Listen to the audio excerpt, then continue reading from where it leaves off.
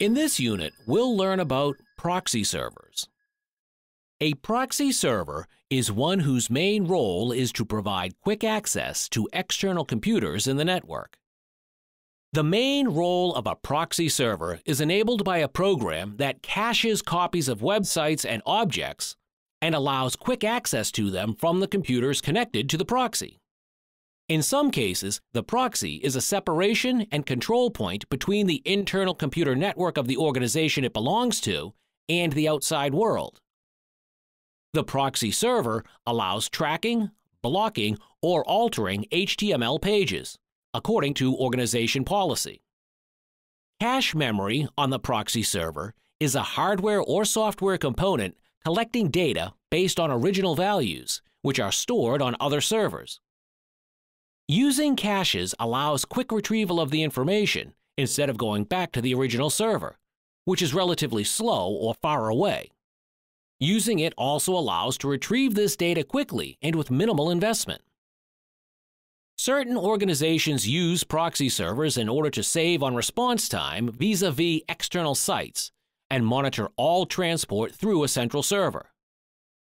In order to use a proxy, the browsers in the organization have to be set to refer to that server in every request or a web page or object.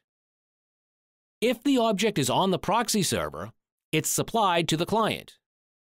If the object is not on the proxy server, then the server itself contacts the original server and sends a request message to get the object, saves the object, and returns it to the client. The proxy server saves the object so that next time one of the clients in the organization requests it, it will be provided directly from the proxy. Pay attention to an interesting point.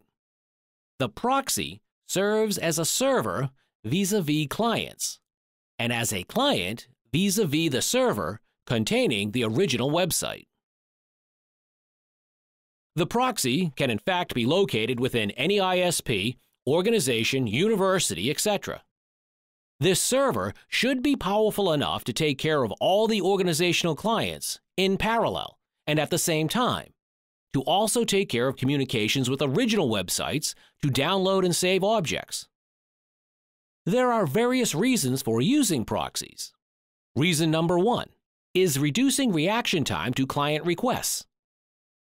This is because the proxy is more free, faster, or closer than the original site. Reason number 2 is reducing traffic on the outbound lines from the organization. This is because the proxy is physically located within the ISP, university, or organization. Leaving the organization happens only if the server refers to original websites for downloading objects that it doesn't have stored. Reason number 3 is monitoring. That is, supervising or tracking, or even preventing traffic of data outside the organization and the ability to monitor client requests. Because objects might change, some of them, such as banners or ads, do so quite frequently, the question is, how does the client connecting to a proxy get the updated object from the original website? After all, the proxy server saves pages and objects, so it might save an object that is not up to date. For this purpose, there is a special GET message, which is called conditional GET. This message happens when the client sends an object request to a server under the condition that the last update time of the object is later than the time provided in the special GET request. If the object is not more up to date than the time given in the message, the server will return a response with a not modified status, with the number 304, which says that the object on the server hasn't been updated since the request time.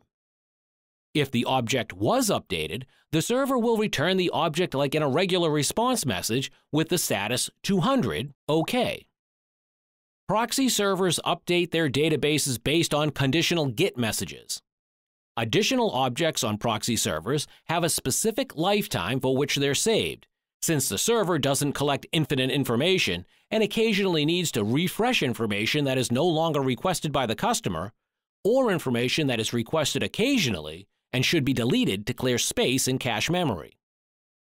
A large part of browsers have internal memories called caches.